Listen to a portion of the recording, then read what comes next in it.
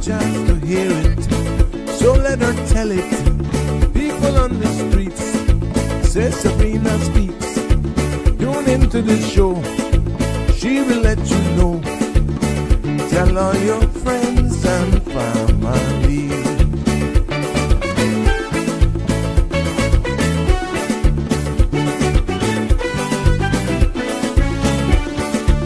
Real talk is no joke. You get the news straight up from grassroots and concerns. You hear some people gone. So tell all your friends to tune in to the Good evening, show. Cayman. I'm Sabrina Turner, and welcome to Sabrina Speaks, your daily dose of clarity, truth, and community insights. Every weekday from 5 to 6:30 p.m., we're tackling the issues that affect you, from national headlines to grassroots concerns. Whether you're in traffic or winding down your day, this is your chance to hear it straight and speak your truth. So buckle up, Cayman. We're not holding back. This is the show. We gotta let you know. Now we got to go.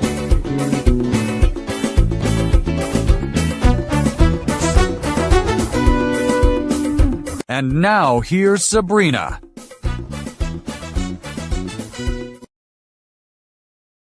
Well, good evening, everyone. Good afternoon, good morning, good night to you, my friends, near and far. How are you on this fabulous Tuesday? Welcome, welcome, one and all. Just give me and bear with me a second just so I can get these links up here, because I know I want to make sure that I got everybody on stream here this evening. And we make sure that we get this live because we're continuing with our discussion from yesterday. Thank you, all of you who shared your feedback. And I got a lot of questions as well into today. And thank you so much. There's been so much clarity around the document. And we're just going to end it. We're going to finish it up here this afternoon. And the sections that we're going to cover is just as important. And we're going to be breaking it down exactly how we did it yesterday. Just bear with me. I want to make sure that you can find me all. So if you're on the CMR WhatsApp channel, all the links that are live right now have been posted there, attached with the flyer that I was promoting this continued episode from last night. So welcome, welcome, one and all. It's good to be back with you here this evening. Welcome to another episode of Sabrina Speaks, Voices of the Islands, Conversations for the World, and the podcast where voices rise, stories unfold, and inspiration takes center stage. I'm your host, Sabrina, and for all of you, for your first time, I know a lot of you have just discovered me from in the region. Thank you, thank you, thank you, and for your positive feedback as well. We love having you here.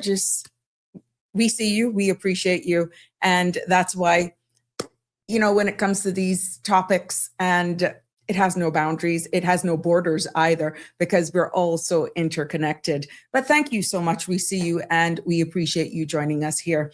Tonight, as I said, we are continuing with our clear and honest walk through the Cayman immigration framework. What we're going to do is we continue to break it down in plain language so that you can understand exactly how these changes affects you, your family, and the future of the Cayman Islands. Now, for all of you who joined me yesterday, that our last episode covered the major structural changes from the right to be Caymanian to permanent residence and residence and employment rights certificates. And tonight, the explanation, as I said, will continue as we pick up where we left off, because we're moving more into the operational side of the reform, and that is covering compliance, monitoring, and information sharing. And breaking that down, we will keep going into the rules around the arrangements of convenience, the new grounds for permanent residencies revocations, and the updated pathway for persons of independent means as well. We'll also take a look into the new certificate categories, from commercial farmhands to specialist caregivers, and the rules around reissuance of certificates and even duplicates. So there's a lot to unpack here, but we'll break it down. I trust you. All of these revised definitions as well, and how the revised definition will shape how the law is interpreted that has been some questions. There has been some questions around that. For full disclosure, I am just delivering the document that is put into the public's domain and breaking it down in as simple layman forms as I can. And also, I want to cover in this segment, we'll talk through the most two heavily updated areas, and those are being work permits and expedited services as well. So yes, it is a lot. It's a lot that we're going to be going through here this evening on this episode. And I'm going to make it as simple as I can, as structured as I can. So settle in and definitely continue to share the love, share, like, follow, and subscribe. Tell your friends that Sabrina is live. 345-936-8255 is the number to call in live, or you can also WhatsApp your messages, concerns, and of course, whatever social media platform you're streaming us live, of course.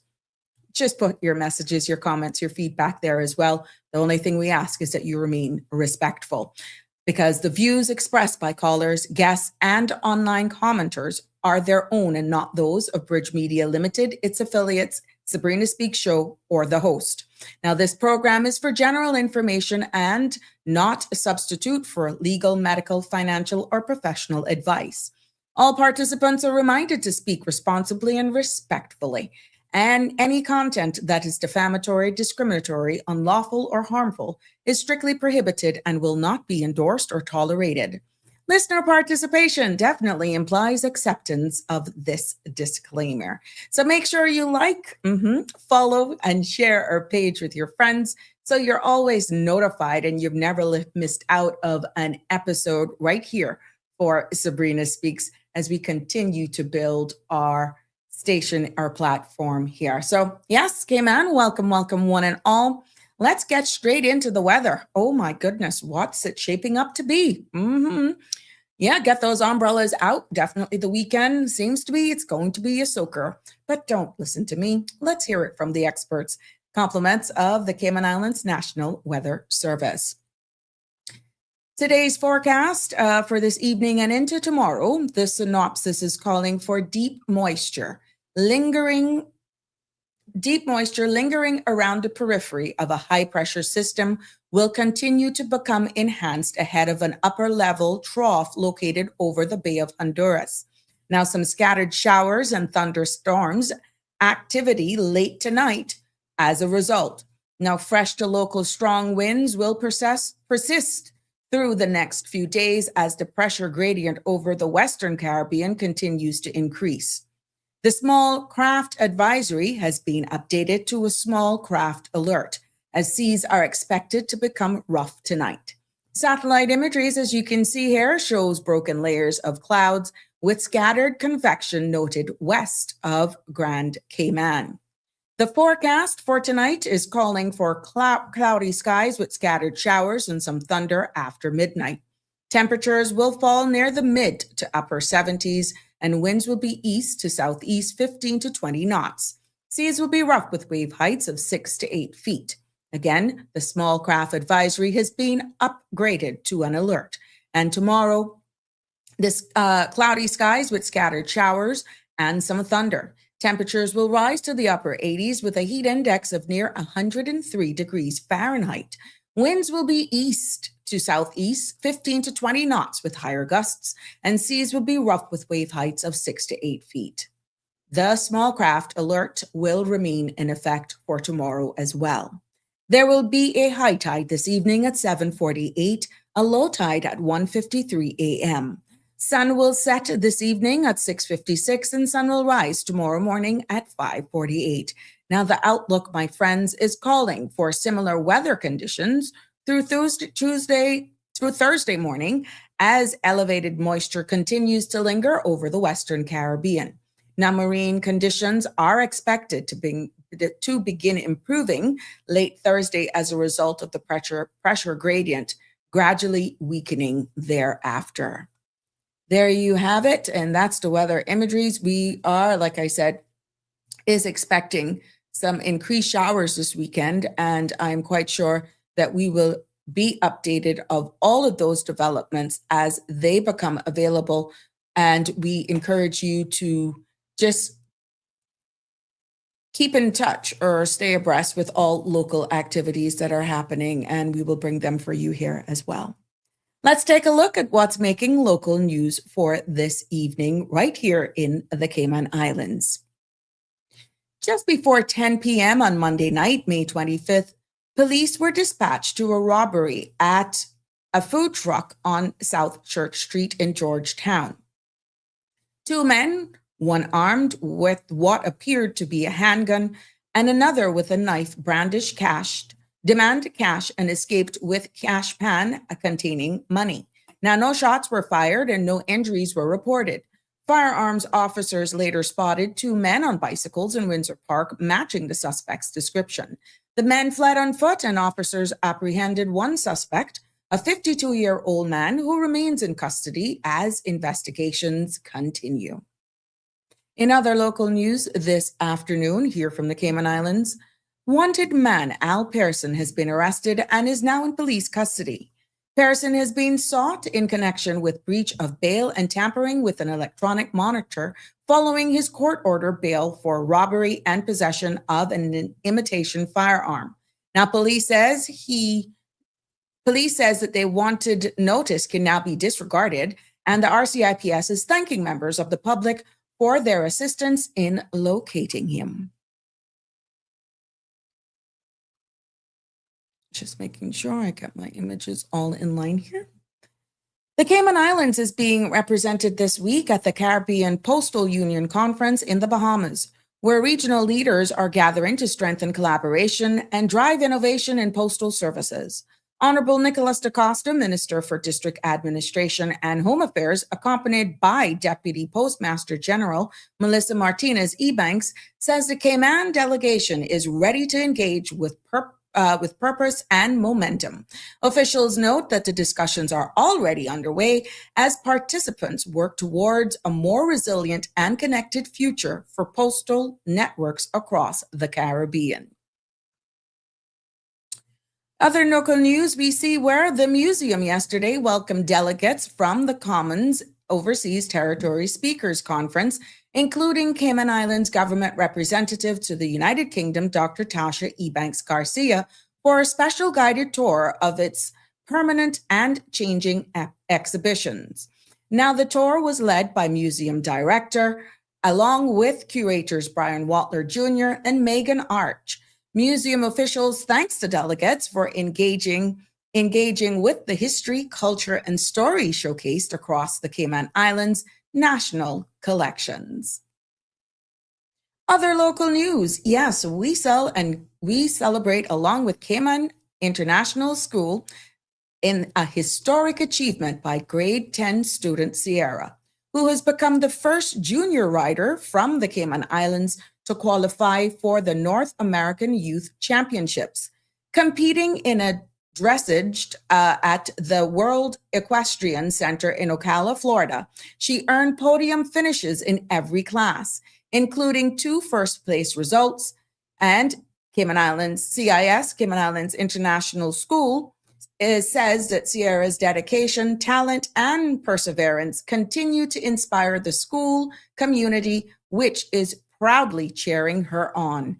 And that's from a national perspective as well. Congratulations for all of your hard work and dedication.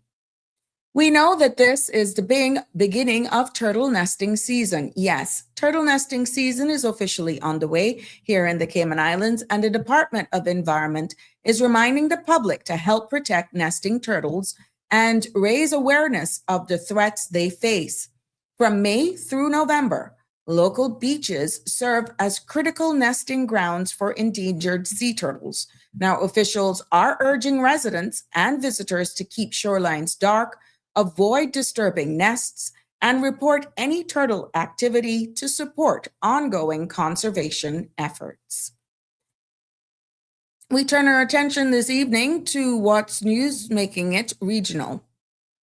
Cuba has published the names of thousands of prisoners included in an amnesty announced last month, as the government continues tense negotiations with the United States over a range of disputes, including political detainees. The list released yesterday, Monday, outlines those eligible for early release under the measure.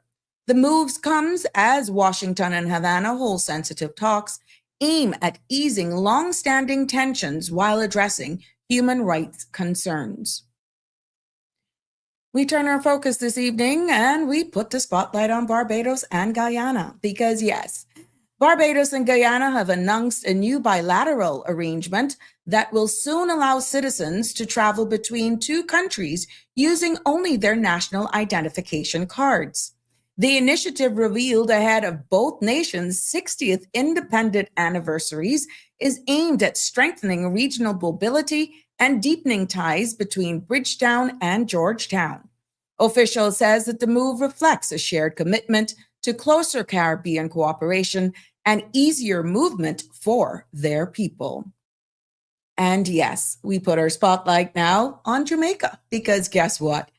Prime Minister Andrew Holness visited Sabina Park on Monday, 25th, as part of Jamaica's National Labor Day project, an event reported by GIS. He was joined by Culture Minister Olivia Grange, Labor Minister Pernell Charles Jr., and Opposition Leader Mark Golden. Now, during the day's activities, the Prime Minister assisted with light repairs, using a screwdriver and helping to move hardware supplies as volunteers worked to upgrade the historic venue. Just bear with me here. And we also see where we celebrate, let me get the image here, just bear with me. This is when you're a one-man show. Not complaining by any means. It's just sometimes they only allows you so much images that can do a smooth run. So that is why I am just a little behind, but please bear with me because we're bringing it live for you. Yes, we are celebrating Guyana's independence today, and I just want to share that with you as we continue here with our continued coverage here this evening. Let's roll. Here we go. Yes. Guyana today marked the 60th anniversary of its independence, with President Ifran Ali leading national celebrations. Now, the milestone reflects 6 decades of progress, resilience, and nation building since Guyana gained independence back in 1966. President Ali highlighted the country's achievements and ongoing development as citizens at home and abroad join the commemorating this historic moment for the nation. There we go for all of those who are here from Guyana as well. Don't have the images here, but it's worth sharing with you. Meta CEO Mark Zuckerberg is reminding users to be cautioned when screen shooting or shotting Facebook Messenger chats. The platform has explained its privacy tools, and disappearing messages in end-to-end encrypted chats will now trigger a notification if someone takes a screenshot. Zuckerberg demonstrated the feature publicly, saying it's part of Meta's push to strengthen user privacy. Now, regular Messenger chats are not affected by the update. So all of you who like to screenshot, you can't say you haven't been warned. Oh, no. There's been a new study as well that suggests that honeybees' venom may destroy up to 100% of certain breast cancer cells in under an hour under laboratory conditions. Now, researchers found that melatonin, a compound in the venom, rapidly targeted aggressive cancer cells while causing limited damage to healthy tissue. Now, scientists says that the results are promising, especially for hard-to-treat breast cancers, but stresses that the research is still in early stages. More clinical studies are needed before it can be considered a medical treatment. There you have it. That ends our news headlines for this evening, including regional and local news right here. It's good to be back with you on this Tuesday evening. Welcome, welcome, one and all. How are you doing today? I'm hoping everyone is having a good Tuesday. And we're looking forward definitely to what is in store for the rest of the week. I want to remind persons that this is Art Week here in the Cayman Islands, and it is set from today until the 31st of May. And organizers are inviting the public to explore galleries and studios and creative spaces across all three islands.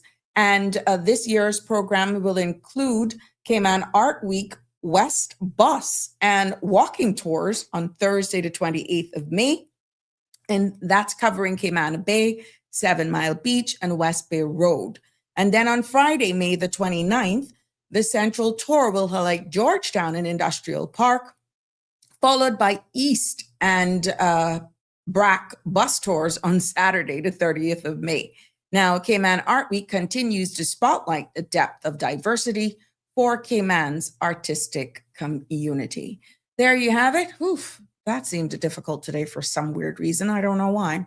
But yes, let's get into acknowledging all of you loyal fans and followers, commenters as well, and even my WhatsApp family. It's good to have you joining me here this evening. And for all of you celebrating a birthday today, happy birthday from all of us here on the Sabrina Speaks platform. It's good to have you join us and celebrate with you, wishing you many, many more. Maybe you're celebrating an anniversary or even just life. It is good to celebrate that and cheer you on, wishing you only blessings moving forward.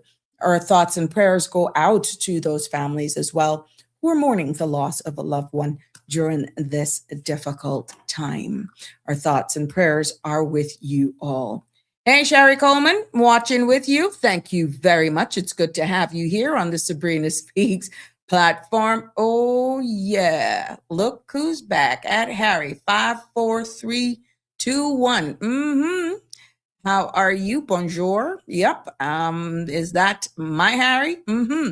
News from England. It hit 31. Yes, today and oh yeah, Thursday time to be reconsider. Oh no, to reconsider the swap.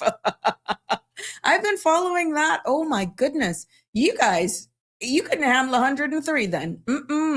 You guys, oh my God, Harry, you must be happy though. You must be happy. Still not going to trade it for anything in this world. We'll welcome you, though, to come and enjoy ours, of course, anytime. Yes, Connie Bonnie is in town. What happened to you today? You're on the road? You forgetting it?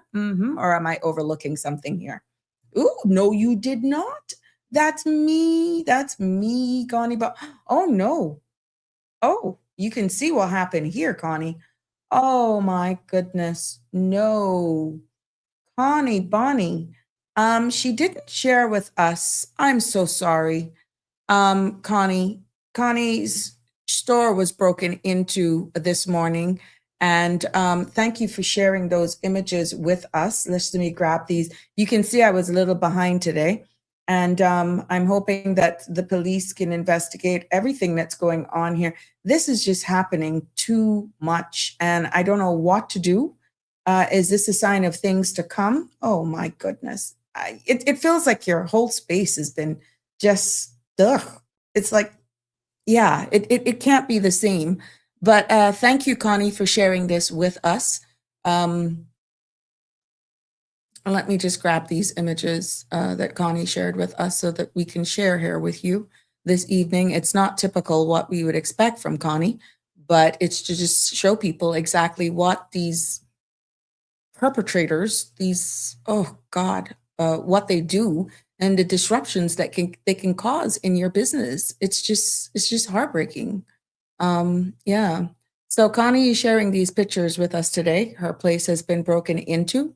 Her offices has been broken into this morning, and they came, and that's how they just dismantled the entire place there. And they actually gain access through a door. Oh, I didn't get that image. Oh, just bear with me. They broke the door here. Yeah, I'm hoping that the police were called and that they can help you solve this. And I'm hoping that you have cameras as well. So this is looks as though this is the entry point here that was breached at her office. So yeah, oh my gosh, look at that. They must have had a hard time prying that open too and must have been there for a while. Well, we leave it up to the professionals to solve this one. And like I said, I'm hoping that the people who did this to you to disrupt your life and just invade your space will definitely be brought to justice. But I would, yeah, thank you for sharing that with us. But I wish you guys all success and hoping that we could report the good news that these perps have been captured and they're dealt with. Yeah. Oh, goodness. When it's not one thing, it's the next. Good evening, Damien. It's so good for you to join us this evening. And you're saying, my 2 cents, people enter our lives with purpose to challenge us, teach us, or make us stronger. The dynamic between CMR, Sandra Hill, and Sabrina Turner shows it clearly. Two very different forces whose crossing is no accident, creating a push and a pull that shapes everything around them and sparks growth neither could create alone. Big up. Oh, thank you, Damien. So sweet of you. It's true. We do have our own separate, it's 2 different shows altogether, but we are for a purpose. And yes, thank you for that. And long live the relationship and this platform as we both continue to grow here in this space. She's the visioner. I'm here, and we're going to make it work. And at the end of the day, everybody benefits. There you have it. Good evening, Andrew. How are you this fine evening? He's saying, good evening, Sabrina in Cayman Islands. You were going to say, Sabrina, he should visit your show. Smile. Oh, yeah, that could work too. You know what? Visit here. I extended the invitation publicly. Yeah, if he's ever in town, of course I would want to meet up, but I'm not going to swap. Oh, heck no, Andrew. Oh, no. Harry, anytime, my love. Anytime you're near, let me know. We got to catch up. Miss Dorothy is in with us as well today. Thank you so much for joining us from Fort Lauderdale. Let's get into it. Like I said, the phone lines will be open for you to weigh in on this. And but I know a lot of you are saying you don't call because you like the information that is shared. You're more taking it in. And that's why I get a lot of comments after the show and questions as well. Some people ask for a little clarity or to go back. And I appreciate that. So to not lose momentum and we have to break it up again, you want to let's get straight to it. And we pick up where we left off yesterday. Here, breaking this down in simple language, because the work permit part of it is pretty big. Yeah. You are more than welcome, Connie. Let me clear all the messages and then we get straight into it. Harry says, no, it's awful because our heat is muggy and awful because the joys of living in is so-called developed economy, whatever. Yeah, but you know what I'm hearing from friends and family that's in the UK right now, to be honest with you, Harry, it is a different kind of heat. Oh, yeah. I saw you guys had somewhere in the UK rolling down a hill with a thing of cheese or something. And the guy was in a nice suit. I think he was a German national who won the competition, I think, for the first time. And he was like, I just need to get out of these hot clothes. And it was 90 degrees. I'm like, you guys would die if you were in Cayman. But you know what? You guys have climatized to that type of environment. And yesterday was a holiday. Was it a holiday there? But whatever it is, these guys are rolling down this hill, chasing a thing of cheese. And oh my goodness, he didn't get much scrapes and bumps and bruises, but I saw that and I chuckled to myself. But everyone's complaining about the heat. Yes. Yes, Connie, our thoughts are with you and sending you lots of love. It's weird, though, because if you go to Spain or Turkey, it is not like it. And you don't feel awful after being in their heat for the day. That's because you guys ain't used to it, Harry. You ain't built for heat. You built for that cold. So you're talking foolishness, but you could not handle it. It's one of those things, Harry, you can't handle the 3, 4, 5 truth. Not for long periods, but you know what? One of these days, I'm convinced you will come here and you will fall in love and eventually you will climatize. Can't say your utility bill won't be up a little bit until you get into it, but I think you will love it here. I'm going to put that out into the universe just for you. Connie is saying, yes, they came cameras caught oh, good for you. Yes, that's good. I'm so happy. You're more than welcome. So sad. I feel your pain. I had a store in West Bay many years ago and had thousands of dollars of merchandise stolen. Yeah, Harry's saying, person of independent means. Oh, there are others. We're going to break it down. Go to Tal. Yeah, without getting too much. There are other ways, my love. There's other ways. Damian Henry, this is sad. I hope your CCTV picked up yes. And she said yes. Andrew said the news is that there's a ceasefire with Iran and the Strait of Hormuz to be open. I pray that this really comes to a mutual agreement this time. Oh, please, Andrew. If it's not between them, then it's some other country blowing up some other place. And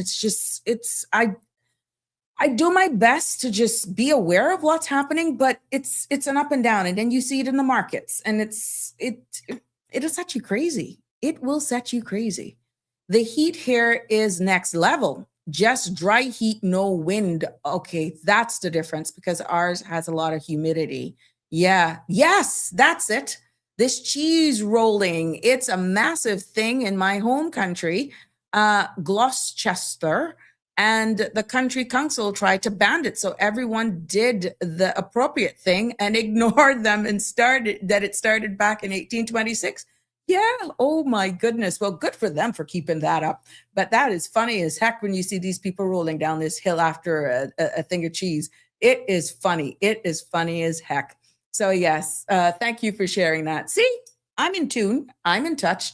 Yes, just like how we keep you up to date here with all that's happening, Harry, in the Cayman Islands. Now let's get straight into the discussion as we wrap up this document here. Let me pull it on the screen for you because this is where we left off yesterday.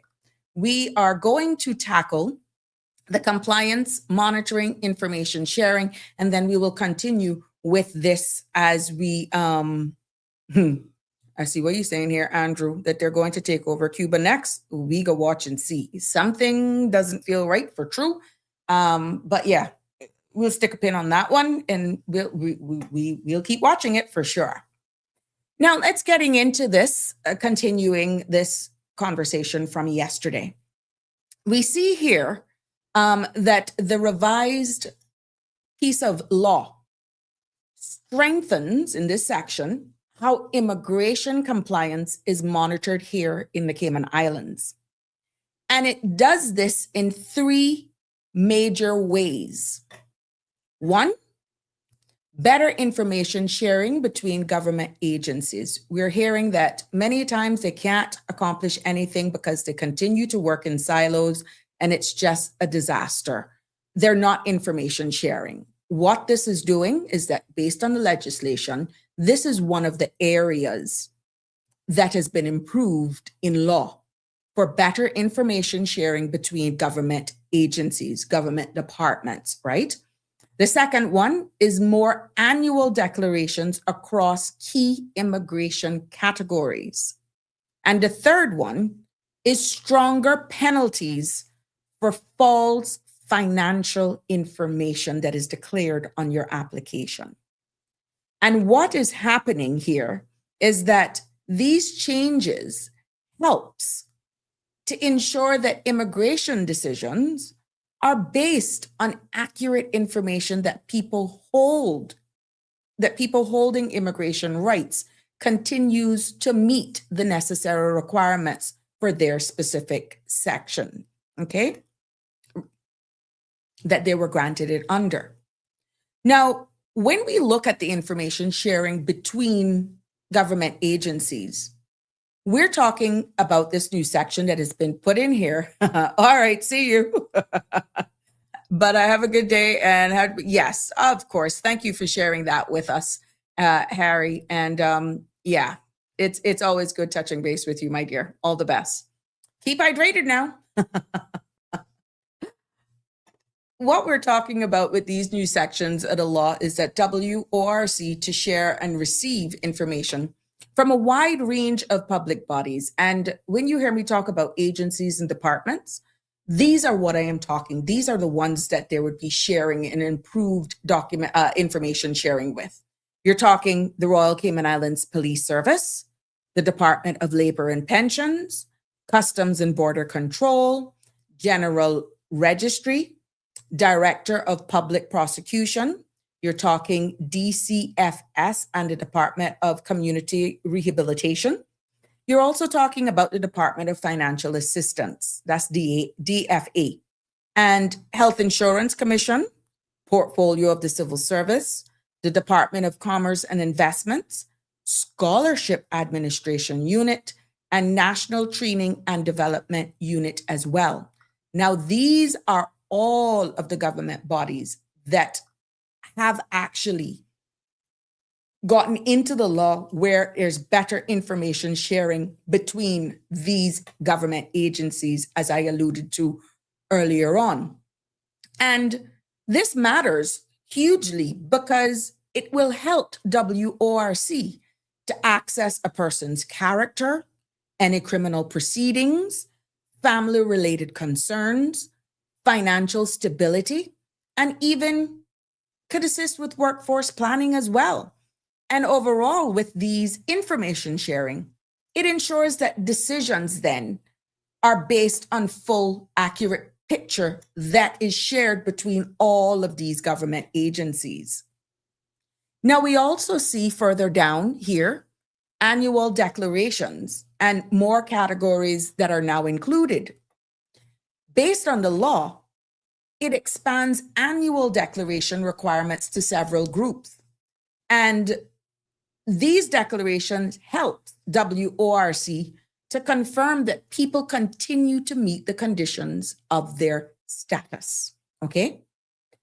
These annual declarations are now applicable or applies to people who were granted the right to be Caymanian through marriage or civil partnership, holders of a residence and employment right certificate, the RERC, as the spouse or civil partner of a Caymanian, and holders of a certificate of direct investment, and holders of resident certificate for substantial business presence. Now, the main reason for this is that these declarations, based on what is declared, they will support the ongoing compliance that is needed. And it also is a part of risk assessment and verification of continued eligibility, that you haven't fallen, that you haven't become destitute. Certain things would signal things as to whether or not the continuity of what was granted to you, whether you meet the same terms and conditions. So this is why these declarations now and the addition into these, and these are the purposes why they're put into place. Hey, North Carolina love, Marshall is in the house. It's good to have you joining us this evening. At the bottom of the screen, you will see false financial information. Now, this is a new section, and under the substantive law, you can find that under 75 subsection A. And what it does is that it makes it a criminal offense to provide false financial information when financial standing must be proven under the act, under the law. And what we see here is that there are penalties on summary conviction, and the penalties is CI $10,000, it's a fine, 1 year imprisonment, or even both. Now, you know, when we were actually doing this as a presentation, when there was for public consultation, we went through this extensively. This is one of them that has made it into the document and wasn't changed. And what this is saying under this is that false financial information can also be used as a ground for revocation of a certificate. And also if they find that you lied based on what your income was, or it was fabricated to, let's say, get a child or children or a spouse added on your work permit. If you provide false financial information, it could also be used as a grounds for the revocation of a work permit as well. Now, the whole idea behind this is it was intended to protect the integrity of the entire immigration system, and we not have people living here below standards because they've just failed to declare the truth. So I can see them becoming more ticklish with what you declare where finances are concerned. And even for these more high-end applications, they're really put it in there so that the law now has teeth for them to revoke should the circumstances change even after the facility has been granted. Now we look at the whole part of scrutiny of marriages and civil partnerships, because what this act now shows is that it supports regulations that will allow marriage officers, registrars, civil registrars, and civil partnership officers, guess what? To request information or even documents if these individuals, these officers or registrars, have reasonable grounds to suspect a marriage or a civil partnership may be one of convenience. Remember back in the earlier days, and I got to do a follow-up with Ms. Joy Basdeo to invite her back on as we continue the discussion. Now that this law has now put in, I know it's going to take a little while before you see really effects of it, but there was some serious information that she shared during that interview. And we're going to invite her back on for a follow-up discussion now that we have made the step and whether or not it's a step. But there were some great suggestions and recommendations that she made as well. So here you have it. And these changes matters because there have been concerns about relationships, authenticity, and we know exactly that there was no teeth or insufficient teeth in the law. So now with these changes, they're hoping that it would affect RERC decisions, permanent residency decisions, continued decisions based on a relationship. And with doing these checks and balances and giving these officers the teeth, it strengthens the entire system's ability to detect and possibly prevent frivolous immigration marriages and immigration fraud when it comes to these unions. So in a nutshell, this particular section is more accurate decision making because we see where WORC can now access information from multiple government agencies, hoping that it will improve fairness and consistency. We also see broken down here is that more people must file annual declarations to confirm that they still meet the requirements of their immigration status or facility that has been approved as well, which is why it's important that when you get these approvals, you read the terms and conditions, because many a times they have conditions on them and all you want to know is how much my approval fee. Oh, yes, it's approved. That's it. No, you got to really scrutinize those documents now because there are conditions in there that you would have to adhere to, right? And then we see where providing false financial information is now a criminal offense and can lead to the revocation of your facility, a work permit, residency, that sort of stuff, for stronger penalties for dishonesty, just right out being dishonest. And then you see where they've taken a closer review of relationships, and that is enabling authorities to have the ability to request additional documents if they suspect a marriage or partnership is not genuine. So this, my friends, is the whole idea of this is helping protect Caymanian residents and the integrity of the immigration framework in itself as we continue with this development here. So what we need to look at now, and we will just continue on to the permanent residency system. Welcome, one and all, for those of you just joining us. You're in tune to Sabrina Speaks, and we pick up where we left off yesterday, explaining and breaking down the Cayman Protection Act 2022 revision, the guidebook that is just here. We started it off yesterday and we were not finished. So this evening we have picked up where we've left off. We turn our focus right now to the section in this booklet that is available digitally on the WORC website, but we're now going to zoom in on the permanent residency revocation, okay? And what this section is explaining is that the immigration law, the act itself, I keep saying immigration law, the act now expands the situations where persons, permanent residents, you always hear I'm calling it PR, can be taken away. And this is something that there's a active petition out now and that sort of stuff. Yes, there has been a cry for more teeth where the revocation can take place. And in this particular section, these changes are designed to protect the integrity of the system and to ensure that PR is only held by people who genuinely meet the requirements. Now, there are two major grounds for revocation that is highlighted in this document. And one of those is failure to support or positively contribute to a Caymanian child.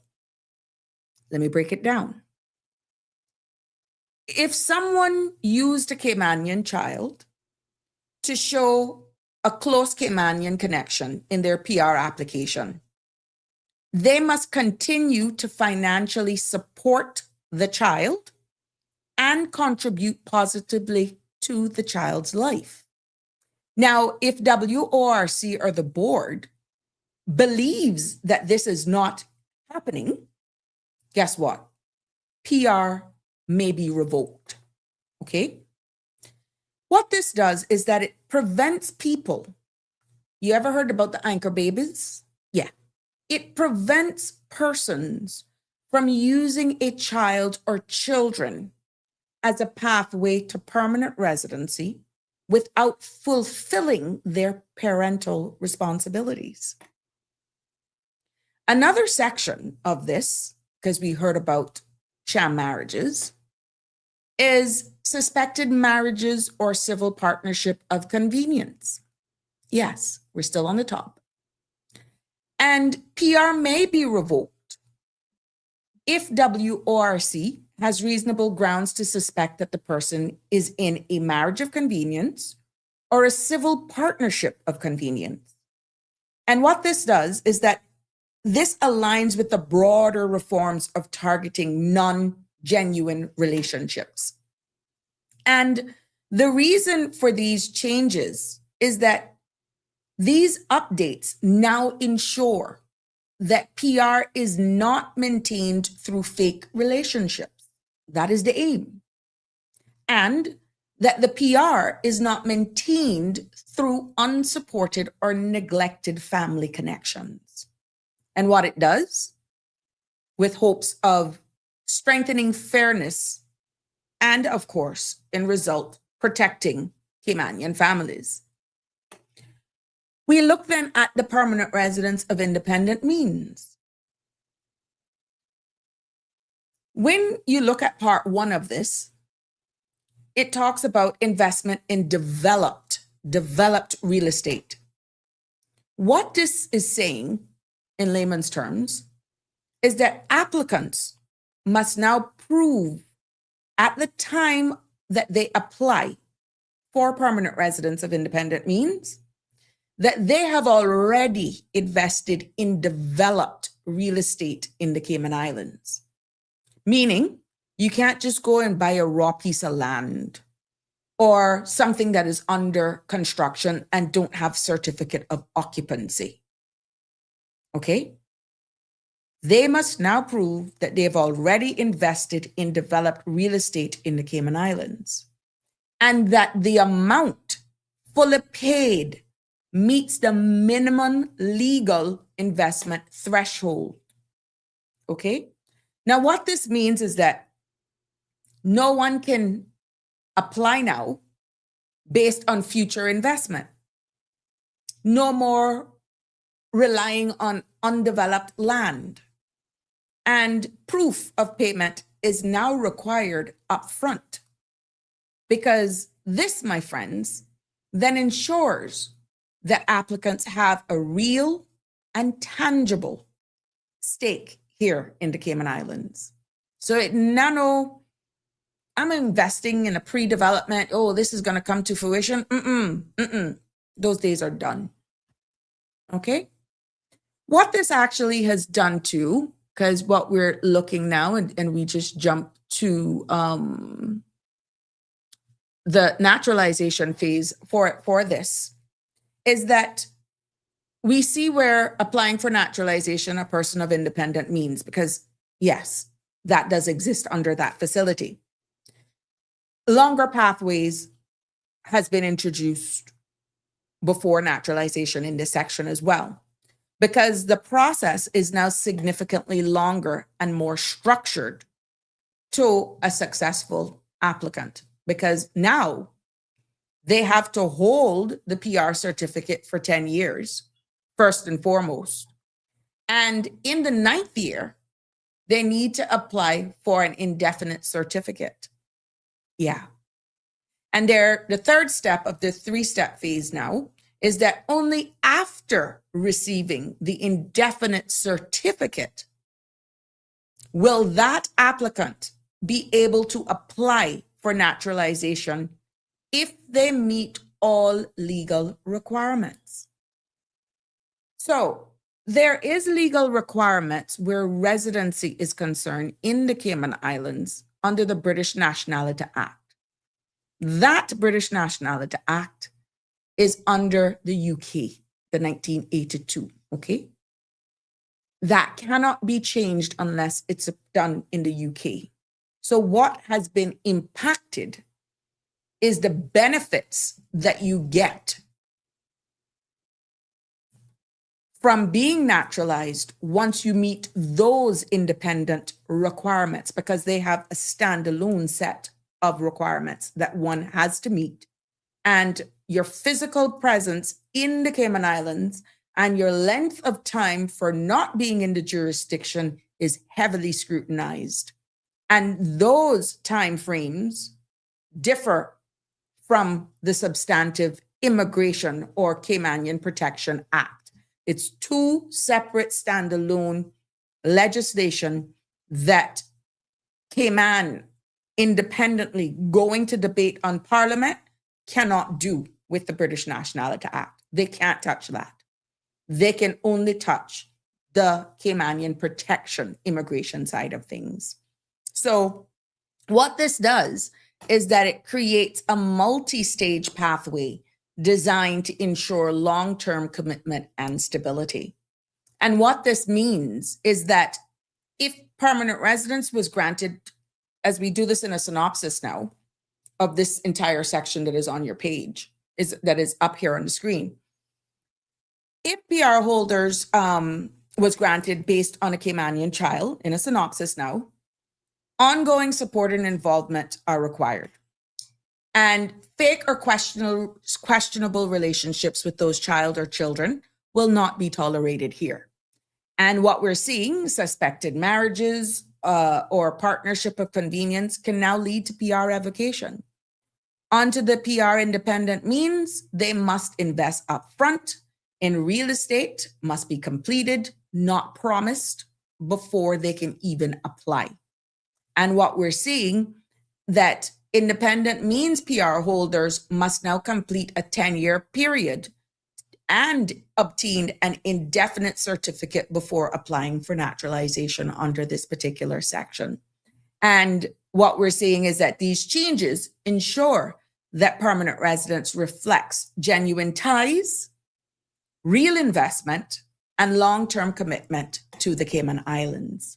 So that is what this entire section is saying pretty much in one breath right here. Now, let's look at the different certificates, because we're going to go into this section now that it speaks about special caregivers, commercial farmhands, that sort of stuff, because this is the certificate section of this document now. And what we've seen with this actual, I see you, Connie, what it says with this law is that this revised piece of legislation introduced new certificate categories. And what it does, it sets clear limits on how long certain certificates can now be held. And these changes help regulate long-term residency pathways and ensure that specific occupation are able to be properly monitored during their course. But let's start with the first one that is showed here at the top of the screen under certificates for commercial farmhand certificate. This, my friends, is new. A brand new certificate category that is being created for commercial farmhands. And who qualifies for this are workers employed by an agricultural enterprise, that this enterprise is registered with the Department of Agriculture as a commercial agricultural producer. If you meet those categories, you're entitled to make an application for a commercial farmhand certificate. And this certificate is valid for 5 years if it's granted, and it can be issued up to 2 times or until that worker reaches age of 65, whichever comes first. Now that's the tricky part.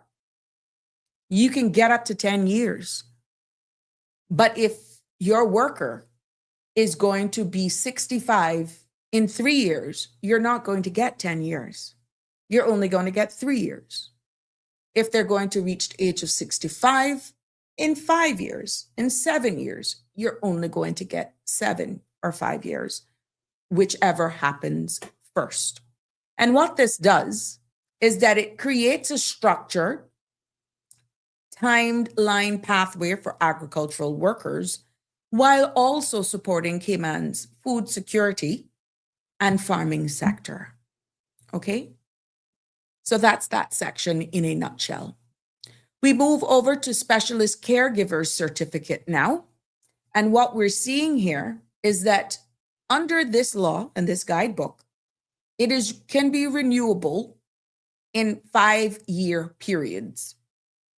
And it can be issued a maximum of 2 times or until, same thing, the caregiver reaches the age of 65, whichever happens earlier. Again, under the special caregiver certificate, this ensures consistency across caregiving roles, and it also prevents indefinite rollover for these certificates. Now remember the transitional clause.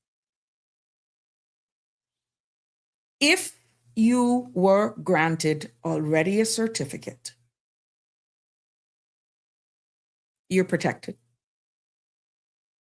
If your first one is about to expire, based on what we're understanding, the grant of that will be under the terms of conditions based on when you apply. And that, my friends, today is May 26th, and this law took effect on the 1st of May. So that means even though your original foundation facility was granted before these new requirements, any application submitted after the 1st of May now is judged under these new requirements. And that is where people are saying it's not fair. I'm just telling you to be aware of this, okay? Let's look on at the reissue of certificates and also duplicates. This, my friends, is a new section that gives the Director of Work, WORC, the authority to reissue certificates, and also it gives the Director of Work the authority to provide duplicates of license or permits issued under the Act, under the law. And what this does, my friends, is that it helps streamline administrative processes. And it also ensures that individuals now who can get their lost or replaced or damaged documents without having to restarting their entire application. So it's a more of expediency, more work on the director for sure, or his designate in this case. So yeah, let's hope that makes it easier for for them to just move on. So again, for what was being said here, new pathways for agricultural workers, because now there's a commercial farmhands for a formal and regulated certificate category, no more questioning. It's clear and outlined here in the law. And both farmhands and caregiver certificates last for 5 years at a time and can only be reissued or renewed twice, and they both end at 6 to 5 years when those holders reach 6 to 5, or whichever happens first. And what we are seeing now for easier replacement of documents, WORC can now reissue or duplicate certificates and permits when needed. And again, this hopefully will result in stronger oversight. Yes. These changes hopefully will help to ensure, that long-term residence is not gained through indefinite renewals, but in specific occupations, because I am aware of some who are just a bit upset that their employers now are not, they asked for a domestic helper, but they know the benefits of being a special caregiver. And they're like, no, I don't want to be a domestic helper. I want to be a special caregiver. It's not based on the chores. It's because of the benefits. And I feel that this should be looked at very carefully. In maybe employers, just know your rates, and employees, yours as well.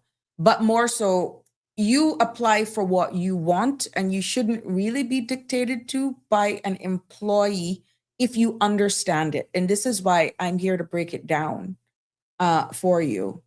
So you don't have to do a special caregiver if you don't want to, but if you're being pressured as an elderly person to change the work permit to that of a special caregiver, then you want to raise your antennas up for a little bit. Yeah? Okay. Let's just go on here to the developed real estate section that is up next, because now we're going to go into the new revised definitions. Yes. What this act really, and we're making good momentum here this evening. The act updates several key definitions. And what it does is that it makes the law clearer and support new immigration framework. Because these definitions that we will go through here matter, because they determine who qualifies, what counts, and how decisions are made under the revised system. So let's start with developed real estate for the definition of developed real estate, which I kind of alluded to in my example earlier on. The law now gives a clear definition for developed real estate as stated here, and what qualifies as developed real estate. And this is especially important for investment-based residency categories. And in simple terms, let me break it down as simple as I can. Developed real estate means one strata lot or one parcel of land, a group of connected parcels, and the land must already have real physical improvements such as a building, a structure, other improvements that increase the land's value, and also for industrial, commercial, or residential property, a certificate of occupancy must be issued where required. You see? So if you don't have the green card, if you don't have a certificate of occupancy, it would not meet the definition as developed real estate. And this matters because you can no longer rely on getting an application approved on undeveloped land, or getting an application approved on promises of future development, or land without completed structures. The investment, as stated, must be completed, real, and usable to be determined as developed real estate. Now, let's look at the definition for civil servant. Let's clarify what that is. The act here shows civil servants as someone who is employed by the government, not someone who is employed by a statutory authority or a government company. Let me repeat that. Not someone who is employed by a statutory authority or a government company. Not a member of parliament, except official members. And they are considered public officers under the Constitution. Now, you understood what I just said?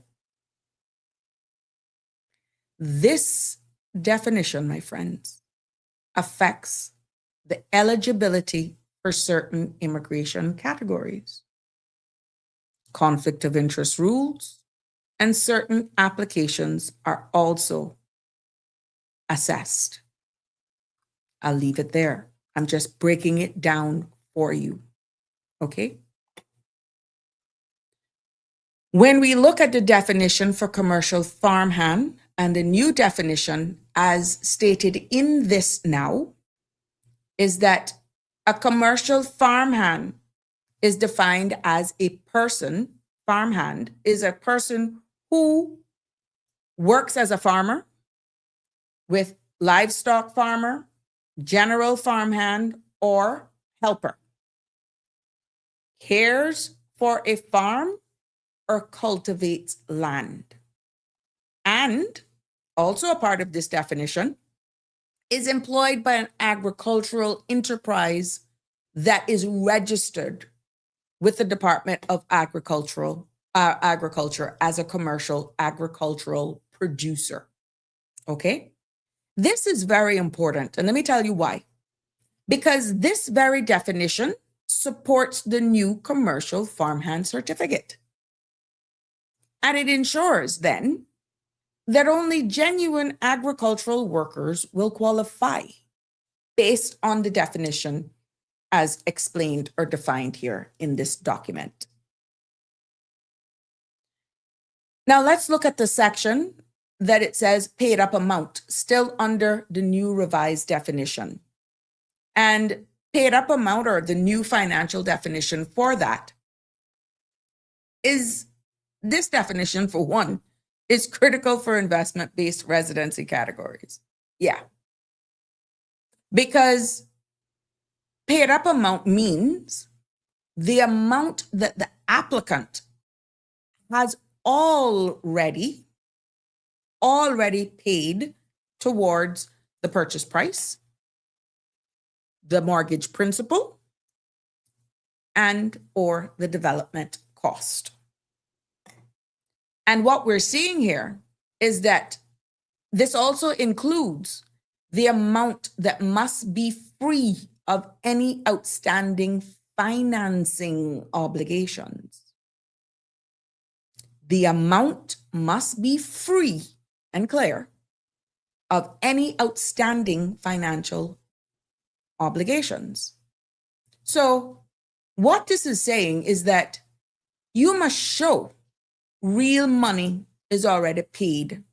And again, not future payments, not pending financing, and unpaid balances. That must not exist. It must be all free and clear, and you must demonstrate where all of that is paid up.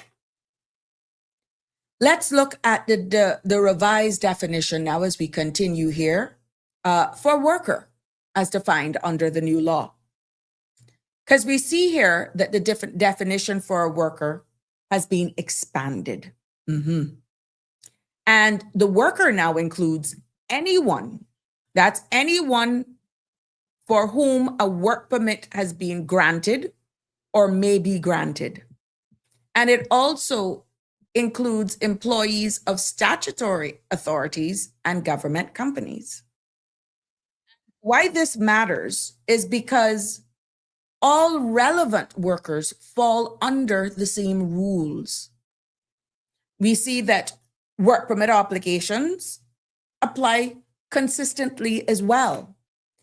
And with this definition, public sector workers in certain entities are treated the same as private sector workers for immigration purposes. So what I get out of here, no free for all.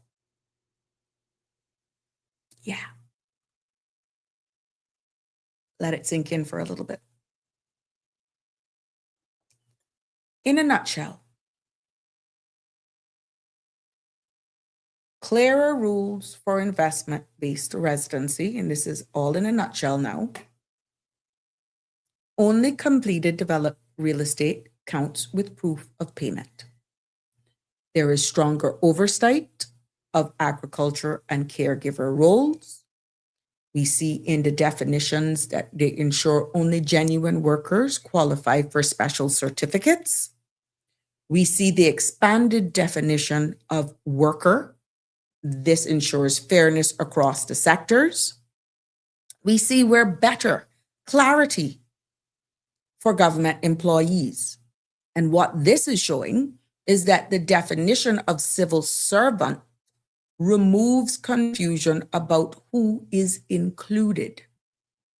And also, there's more transparent decision making, where clearer, definitions will then reduce loopholes and hopefully strengthen the integrity of the system. Yes. What we're seeing here, my friends, is that the revised immigration law introduces these definitions. And bottom line, it is to strengthen clarity and consistency. And these updates, hopefully at the end of the day, will definitely create that transparency, and the whole criteria part will no longer be an issue, right? Let's take a look at work permits, because that's been a hot topic and a hot button, and some people are on the fence with that. But let's break it down as we continue to explain this document in layman's terms to you here this evening. The work permit system that is here now is one of the most significant updated parts, as we can see here in the new immigration law. Because what we saw here is that the focus has now been placed on stricter advertisement requirements. We're seeing where limits on changing employers have been impacted, new financial requirements for dependents. We're seeing also clearer rules on term limits for spouses. And we're also seeing stronger employer reporting obligations as well. And what came with this reform is that the whole idea was to strengthen Caymanian employment opportunities, and hopefully with that would improve fairness and ensure transparency in the labor market. But it has to be enforced, okay? Let's go straight into the advertisement requirements. What we're seeing here right now is that before applying for a work permit, be it a grant or the renewal, employers must show that the job was advertised for at least 21 days in both. You don't have to do it both. The WORC's electronic jobs portal and a locally printed newspaper. That is what is currently in effect, okay? There is a grace period though, because until the 21st of May of 2026, which that just passed, employers may still rely on the old 14-day advertisement rule. Now, after that date, all applications must meet the new 21-day rule. And I could see why that could have happened, because you could have already been into the advertisement loop and this hit you and you paid for that. Yeah, so yeah, I can see why that was done. Okay, so that deadline is passed. All right, we're now on the 26th. So now the new requirement of 21 days is now applicable. What we're also seeing now, instead of just on WORC's portal, newspaper advertisements, because employers must now show in their newspaper advertisement 3 consecutive weeks of advertisement, at least 1 ad per week. Okay, 1 ad per week over 3 weeks. And in these printed material, each advertisement must include the WORC's job portal ID, the job title and the description, the required skills and experience for the job title or for the position, the base salary or salary range with benefits, monthly work hours, and employer contact information. And employers may also advertise elsewhere as well. But these 2 platforms are mandatory. Okay. So if you want to go and put it, let's say here, let's say on the CMR platform, CMR, LinkedIn, Facebook, Instagram, Snapchat, ain't nobody stopping you. But what's mandatory is that it must be on the WORC's job portal and in a printed newspaper for the 21 days.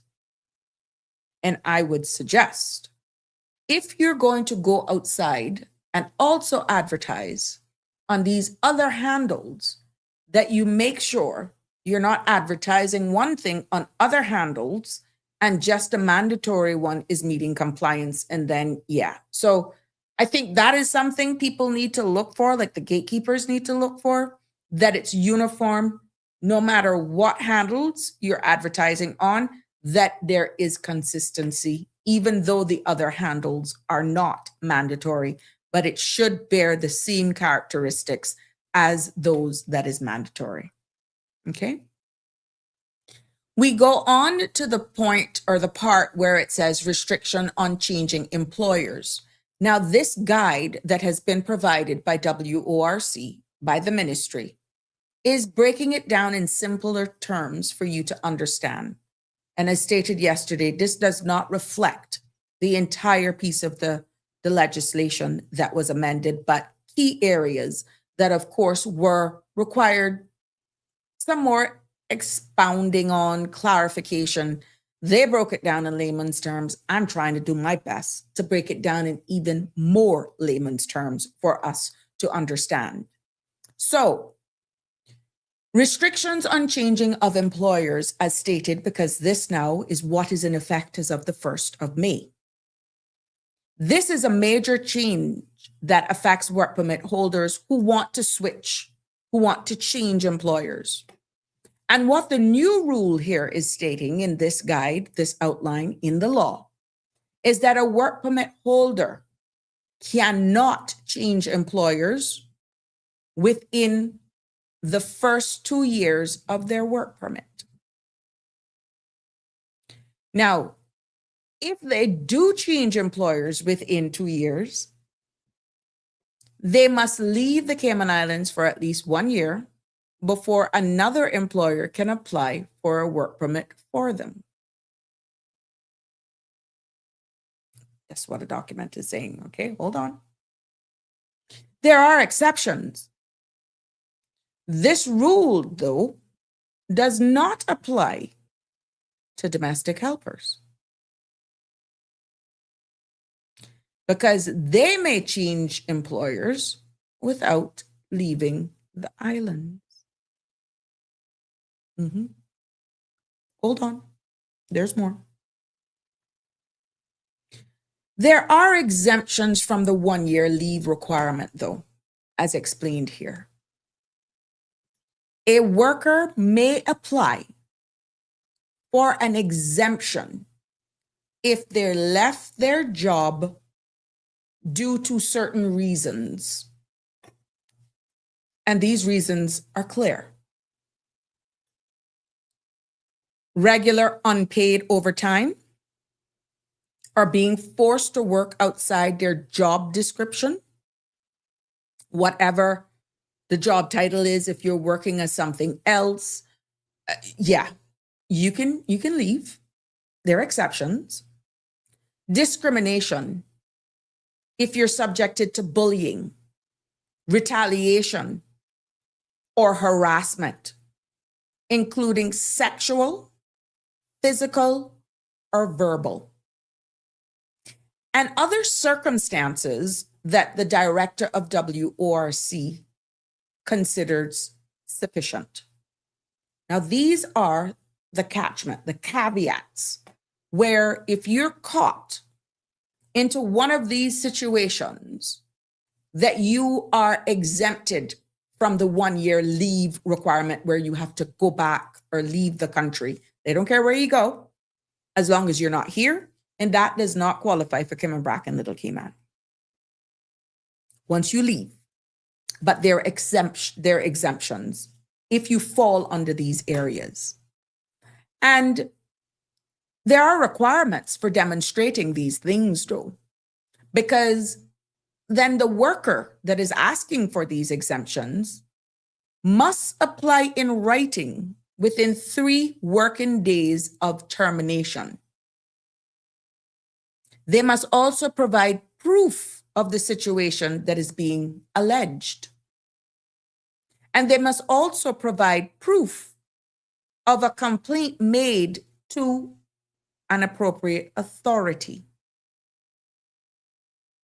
Because then work must issue a decision then, once these application and these requirements have been met for the application. WORC must then make a decision within 30 working days of receiving a complete application.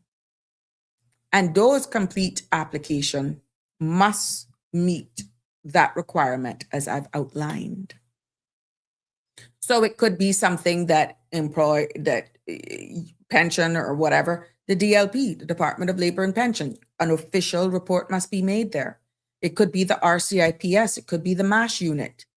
These are the government agencies they are alluding to when they say that you must make this formal complaint to the relevant and appropriate authority. It could be multiple. It just based on the situation.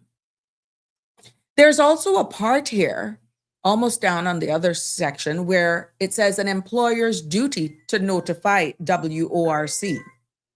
Good evening, caller. You're live on Sabrina Speaks. What's on your mind? Hi, Sabrina.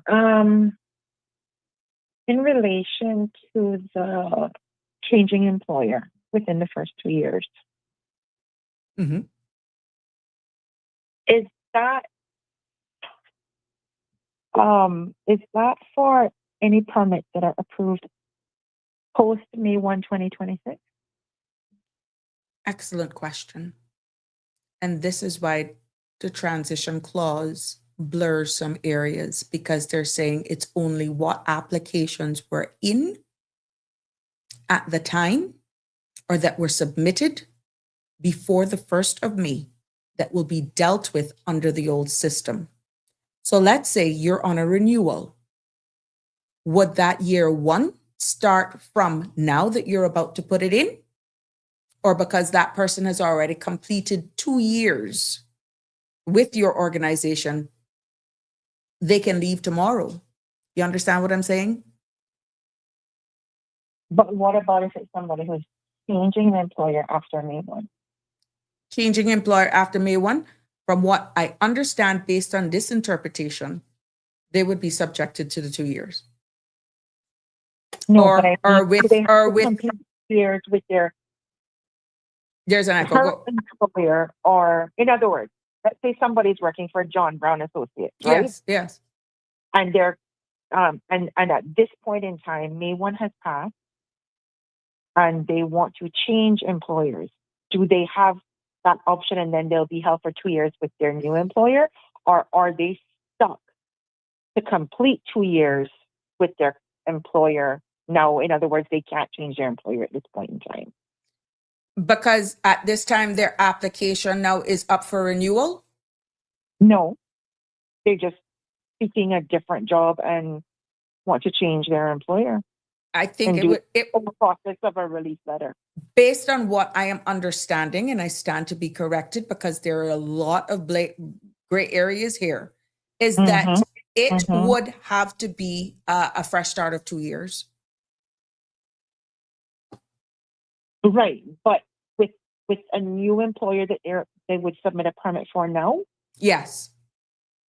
So okay. And I know there's so much gray areas, right? Yes, but even that has to be clarified because the new employer would be submitting a new work permit after the 1st of May. Exactly. But then that is the job that they would be compelled to stay in for 2 years. Yes, Not necessarily the one that they have been working for at this point correct. in. That's what I understand because then So there's a what I think- spillover from where So- they're working now and then where they're going to. And that's the anomaly. Yeah. Okay. Well, we will find out. Oh yeah, it is based on what it says, and it is explicit who was protected. Any facility that has already been granted before the 1st of May. Any application that has been granted on or after, right? Or have been submitted, sorry. That's when the 2 year time requirement would. Yeah, but that's a broad brush for any application. So Mhm. yeah, your question is moving forward, that's where the 2 years would start. But then what stops them from where they're at right now?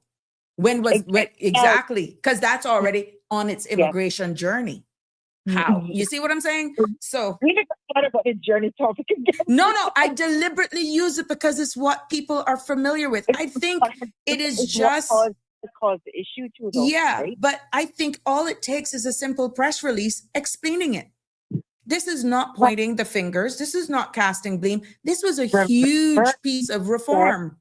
We're not here to give. What did they say? We're not here to give advice, or Exactly. But we're just asking for clarification. Because if there was a misspoke or one didn't understand exactly versus what was being put into law, the country would be more forgiving for just clarifying. Because right now, the only ones going to make some money out of this is some attorneys. that is facts, because Just clear it up with the press release. Understanding and fully versed Correct. on what meant to tell the public when they ask. So. But if you are just zooming in and just looking at I's dotted and T's crossed based on what this document says, any new application that is being submitted on the 1st or thereafter is now going to be under this new. So that person would be locked into the 2 years for the new employer. But it doesn't really truly address with those persons from where they are right now. Yeah. Well, yeah, and that's my understanding too, that if you want to change employers, no, it's not a problem. It's what's granted after May 1. Correct. You and me on the same page, so hopefully that works. Yeah.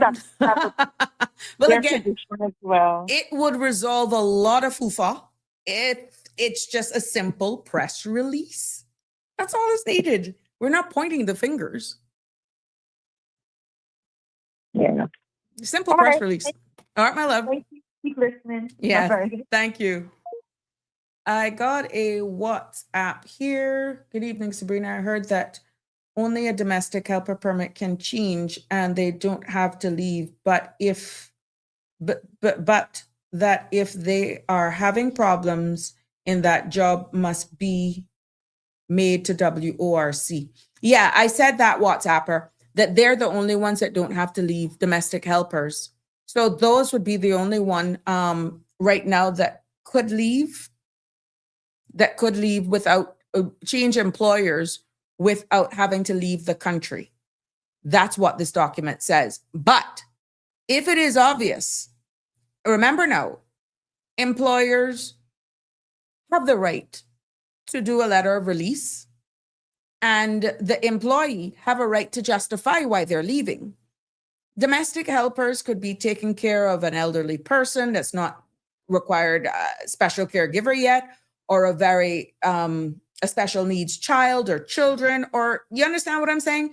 So this is not open season for job hopping now in domestic helpers either, because the board, they may not be able, or the requirement to leave the jurisdiction may not impact them, but job hopping will definitely be looked at as well. So I would suggest both parties do their homework and make sure that you meet these requirements if you find yourself having to leave your employer before 2 years, and you can justify it. And that includes making the necessary reports to the relevant authorities, because then the boards would be charged for looking at how often this person has changed employers within a 2-year window, what disadvantage or upheaval they may have caused in the household based on the circumstances. I think the board has their job cut out for them when it comes to these domestic helpers, and they have to be unbiased and look at both sides.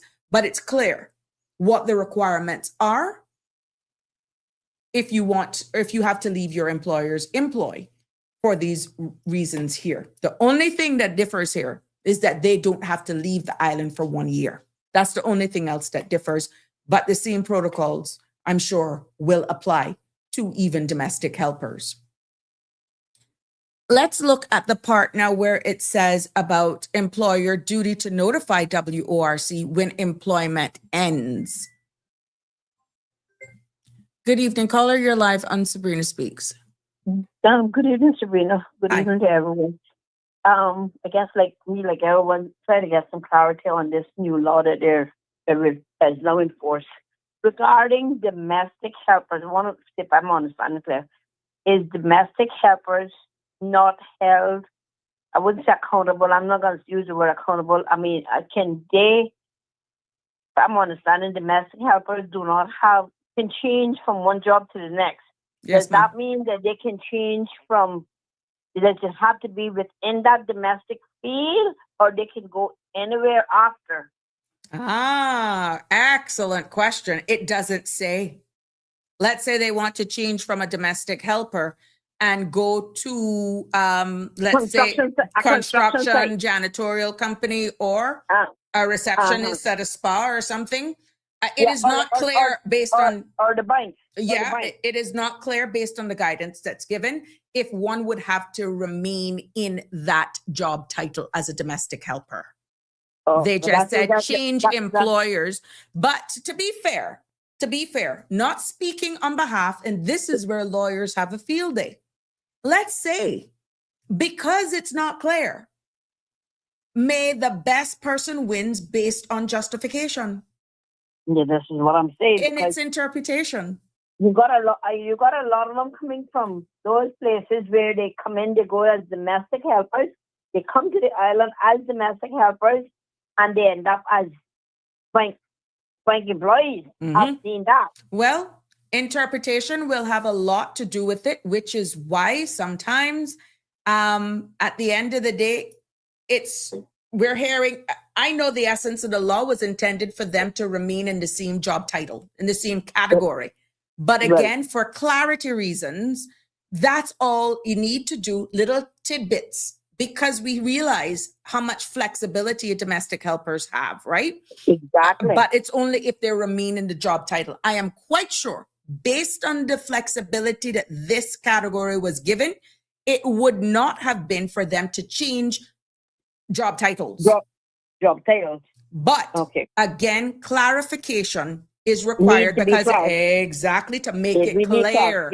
No room for assumption, because it only takes a learned person to stress test the system when it is not clear. There's too many loopholes. Correct.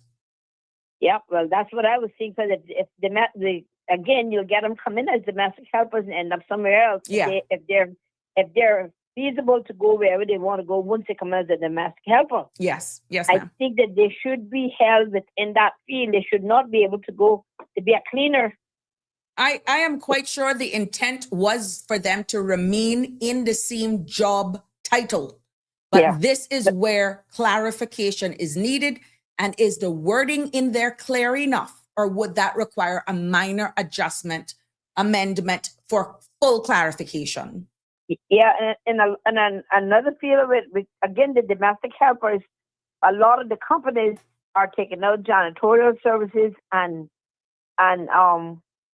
caregivers together. Is that we got to know if that's still in the same field, because janitorial cleaner shouldn't be out doing babysitting. That's not what their license covers for. Well, that's So that's if true you too. got a job out as a cleaner, you shouldn't be out doing as a babysitter, and neither should a babysitter be out doing a janitorial, going to job sites cleaning. Well, I gotta be honest with you. There's nothing in the law right now that says you can't have multiple job titles. The only thing is that you would pay the higher of the two fee. Now, if, for example, let's say you have a special caregiver's work permit, and then separate and aside from that certificate, you also have the right to work as a janitorial worker. Now, that's almost like a hybrid. But if you're just talking, remove special caregiver, remove all the certificates, and just says, I am a nanny janitorial worker, there's nothing that precludes that from happening. There's nothing that stops that person. I could be a paralegal in the day and a waitress at night. There's nothing that stops that. I would then pay, or my employer would pay the higher of the two fees. Yes, that would be you get an additional permit. That would be an additional. It's called an amendment. It's called an amendment. An amendment. But if you don't have an amendment, you shouldn't be able to have a domestic permit and go to be a janitorial cleaner. I agree. Unless your permit covers you for both fields. Because Correct. That's two different jobs. You would be working outside terms and conditions of your work permit, and you would be working without a work permit. So you're automatically in breach. So the employer and the employee needs to understand that too, because it's a matter of catching them, caller.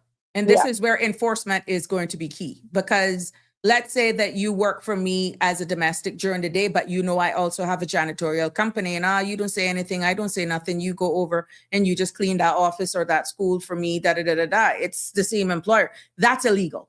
Bottom line, that's illegal. Okay.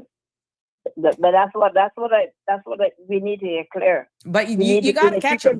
We need a lot of clarifications. So we need a lot of clarifications in those laws. Yeah, it is a lot. I must say, this was a huge piece of amendment to take on.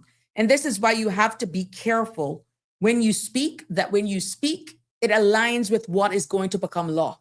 Now, if there is something that was overspoken or just not clarified between the two agencies, because we could only imagine what was happening behind the scenes, and now it's law, and you have the same questions coming up, all it takes is a brief explanation to that one hot zone area for clarity. Exactly. And if there's a minor amendment that is needed, then you do it the next sitting of the House. I don't think the country would beat you up for not doing a 28-day consultation for something that tightens it up to give clarity. That's all I'm saying. We need to clarify loopholes. We need to clarify them. Yes, ma'am. Thank you very much. You're welcome. Thank you for your contribution. Now, the section that says employer duty to notify work when an employment ends. We are seeing here in this section that employers must notify WORC within 7 days after a worker ends their employ. Okay. And penalties for failing to notify.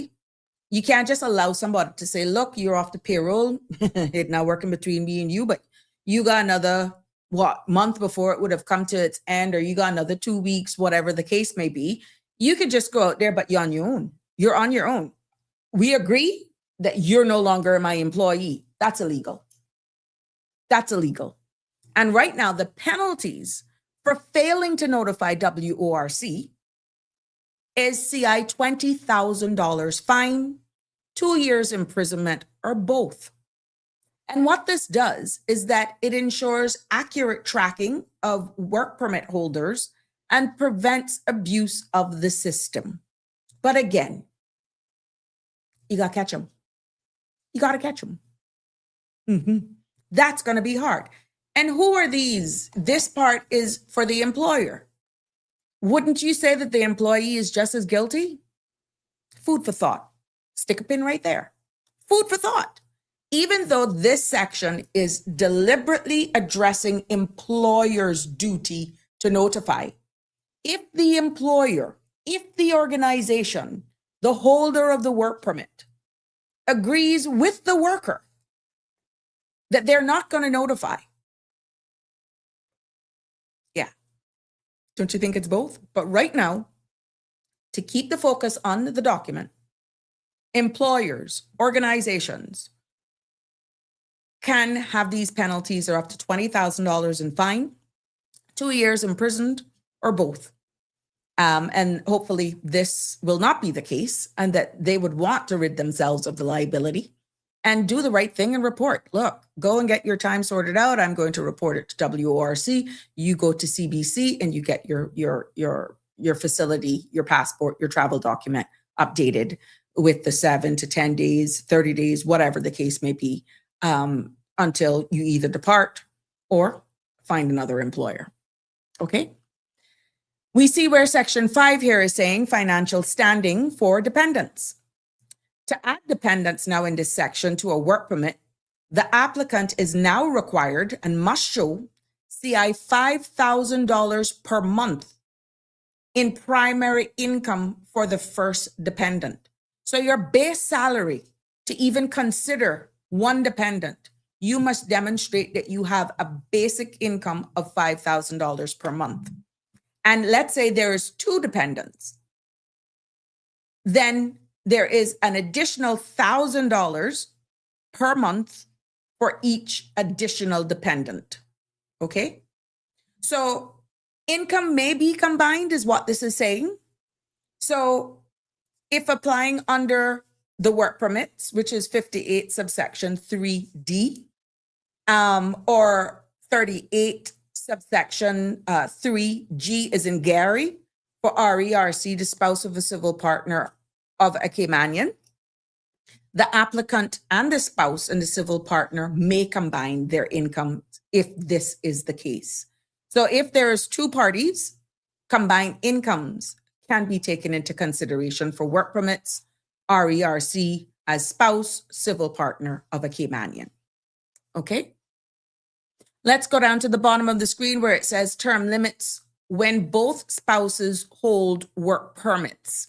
Very interesting section here. Okay, I'm just going to go over because the bulk of it is on the other page. Now, if 2 spouses both hold work permits, they may choose to align their term limits. And under the new rule, if they align their limits, their term limits, both spouses will now follow the shorter remaining term limit. Who would want to do that? They will not follow the spouse with the longer remaining time. To me, that didn't even make sense to put in, because why would I want to get less? Why would I align it to get less time? I don't know. If they do not align, they may continue with different term limit expiration dates, which means they either apply for permanent residence if they so desire, or they leave and go home, whichever one ends their term limit first. But they cannot continue under their partner's permit when it renews. So not even adding you as a dependent. No, you gotta go. So if neither spouse has reached their term limit, they may now continue under the current arrangement until the permit expires. And at the renewal, they should check with WORC to confirm eligibility.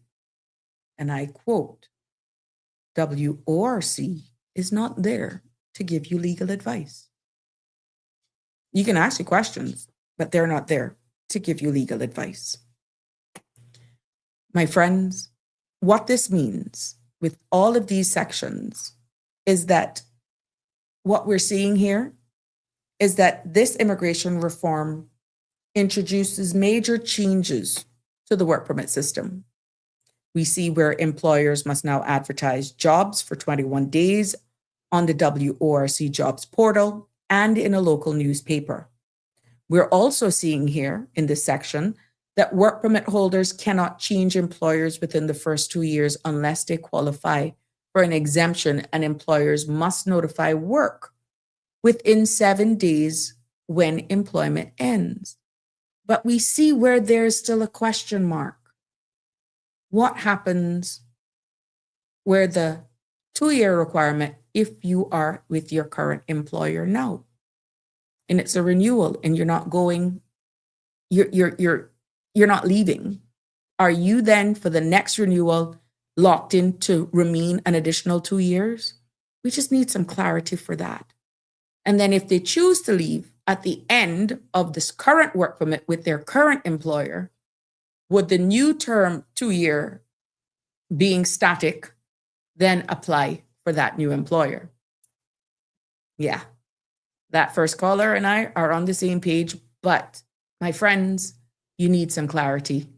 And that shouldn't be that hard to clarify what is the intent of the law. Not legal advice, it's just clarification. And what we're seeing here is that the new financial requirements for any dependents and spouses on work permits must now align with term limits more carefully. And what these updates are doing is providing fairness, transparency, and Caymanian employment opportunities is exactly what they're looking to get out of this. Okay. Now we're seeing where there's a side here that's expedited services. And as we wrap it up here, because we're almost done, what this reform formally introduces is express fees now into the law. And this section is there are additional fees that people can pay or persons, employers can pay when someone wants a faster processing of certain immigration applications. And these express fees do not replace the normal application fee. They are paid in addition on top of the fees. So it's an additional cost, okay? And under the updated framework, what we're seeing here in this expedited section is that express fees apply to specific categories. And these categories include business visitor work permits, temporary work permits, and annual permits. So 1-year work permits.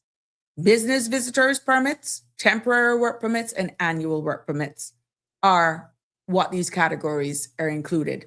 And what this means is that applicants in these categories may choose to pay an extra fee to have their application process more quickly. Now, there are sections in this as well where express fees are not refundable. This talks about the refund side of it now.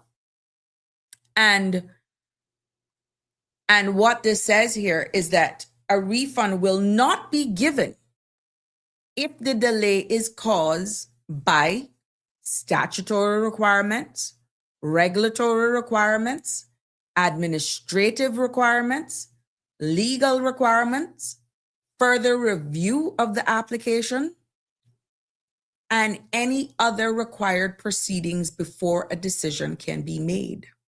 So let me break that down for you. If the delay is due to something that the law requires WORC to do, the express fee will not be refunded. Okay? And what work has a requirement too? They have a mandate as well, because WORC must now provide written notice in 2 situations. The first one is before payment is done, right? WORC must tell the applicant in writing that the express fee will not be refunded if certain types of delays occur. And after the payment as well, that's the other section. If a delay happens for any of the listed reasons that I outlined before, WORC now must notify the applicant in writing explaining why. And this is important because it ensures full transparency and hopefully will prevent any misunderstandings. Moving to the temporary work permit express fees that are paid before the 1st of May of 2026. Now, there is a special rule that applies to people who paid any express fees for a temporary work permit before, and the new express fee provisions took effect on the 1st of May.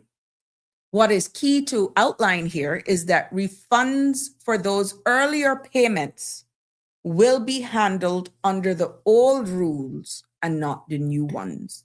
So if you paid an express fee before the 1st of May, all of what I just outlined to you does not apply. The old system will apply. Okay? So, yeah. In general, for this expedited section, as we wrap up this whole section and this show, wow, we did good today. Faster processing now for this section is now formally available because applicants in certain categories can pay an express fee for quicker decisions. One key thing to be reminded of here now, people tend to think that when you pay these express fees, that you're guaranteed an approval. Please don't come with that notion. That does not guarantee an approval. It is clearly stated for the reason in which you pay the express fee to get a decision. It doesn't guarantee a favorable one. It doesn't guarantee an approval. Okay? Express fees are not always refundable, as stated here. Because if the delay is due to legal or administrative requirements, as I outlined earlier on, the fee will not be returned under the new system. That's anyone requesting these after the 1st of May. And WORC must provide written notice. They have an obligation because applicants must be informed before paying and again if qualifying delay occurs. Now, what we're saying here is that old payments, as I alluded to earlier on, will follow old rules, and they've also highlighted here in this document as well, because any express fees paid before the 1st of May are handled under the old law, under the old system. And this, my friends, hopefully, with these new rules, they will ensure that applicants understand what they're paying for and when refunds are not possible, that it's clearly communicated from both sides. So that pretty much ends this document, and it's 17 slides that I've shared with you. And these are what is in the rest of this are just the fees, the right to be Caymanian with the fees. We went through all of these with you under the regulations. You see the right Caymanian, the fees that applies to the special caregivers and the commercial farmhand. And then you see the fees that's applicable to the surviving spouse or civil partner of a Caymanian. You see the permanent residence of the 8-year residency and how those fees are broken down based on your annual income, the filing fee, and the work permit fees, which you have to compare regulations with this because there are multiple fees for one lump sum payment of an 8-year application. And then you also see contained in this booklet, residence and employment rights certificate, spouse of a civil partner or of a Caymanian. And you see those fees outlined there, same as independent means, and certificate for permanent residence, again, for independent means broken down there. You got the direct investment. You got the fees that would be applicable for substantial business presence. And then, of course, business staffing plans, we see where the fees here as well for those are there as well. And we see the necessary fees for the reissuing of documents here. For example, issue of a duplicate certificate for special caregivers. It was, sorry, I'm going here. I'm going blind. Anyhow, you got all of these different fees for the entertainers, even all of these. This is like your regulations. Remember, you got a different set. So all of these fees are outlined in this document. And as promised, this document is on the WORC website. What I've done is to just break down all the explanation for you. And based on the explanation that I've provided with you, these are the fees now that goes along with the relevant application types that we were actually talking about. And as I stated yesterday's episode, this was last updated on the 19th of May, 2026. And I am hoping that as we continue to develop this, we hear that the next tranche of amendments that is pending would be the point system for permanent residents, the 8-year point system. So that is not yet, that's something that I'm understanding that they're working on. So we're waiting for that as well and for more updates. But right now, it's just wrapping your head around all of this. There's still a lot of clarification. And for my people who are listening, key employee no longer exists. There is no application for a key employee. So if someone has reached the end of their term limit, their only other recourse is to go home and come back. Or if they meet the requirements or feel that they would be granted permanent residence, their only other extension would be to apply for permanent residence on the grounds of residence. There is no special designation for a key worker that would extend someone beyond their term limit. No, that has been removed. So I got, as a matter of fact, my WhatsApper, I got 3 other persons that asked the same question. So I don't know for true what was said in regards to key employee, that somebody thought that had been brought back up. But I got 3 different queries. So something somewhere was said about key employee that had people thinking that key employee was going to be reintroduced or was reintroduced. That is not, based on what information that I'm finding, it does not exist. That ended in itself. So ladies and gentlemen, yes, that brings us to the end of, hold on, let's see here, Live Happy.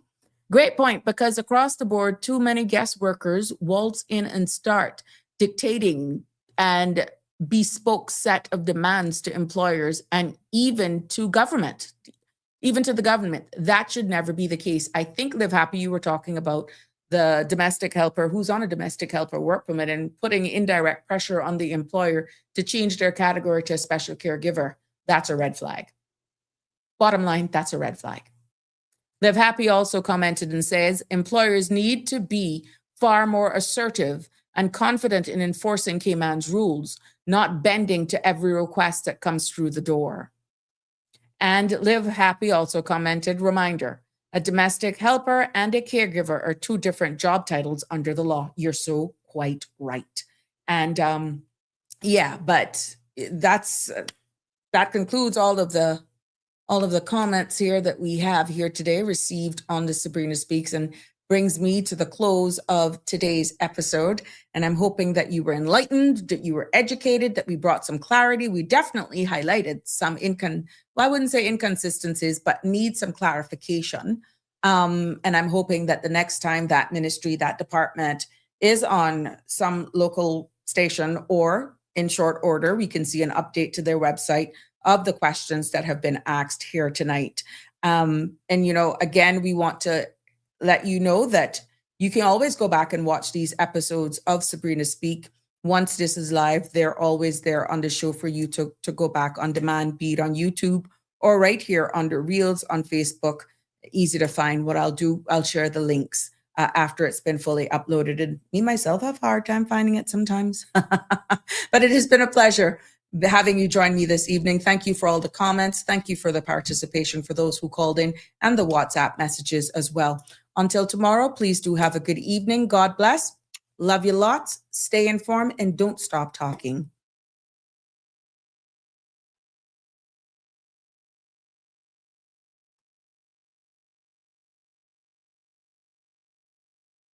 That's a wrap for today's edition of Sabrina Speaks. Thank you for tuning in and for being part of the conversation. Remember, the dialogue doesn't stop here. Stay engaged, stay informed, and most importantly, stay empowered. We'll be back tomorrow at 5 p.m., same time, same place, right here on CMR TV and radio, where your voice matters and your truth is heard. Until then, K-Man, take care of yourself and each other. That's it for today's edition of Sabrina Speaks, where your voice matters, your story counts, and your truth is always welcome. Join us weekdays from 5 until 6:30 p.m. right here on CMR TV as we dive into the topics that matter most to you. Catch the show live or on demand at cmrtv.com. And don't forget to follow us on Facebook, YouTube, and Instagram so you never miss a moment. Until next time, stay informed, stay engaged, and always speak your truth.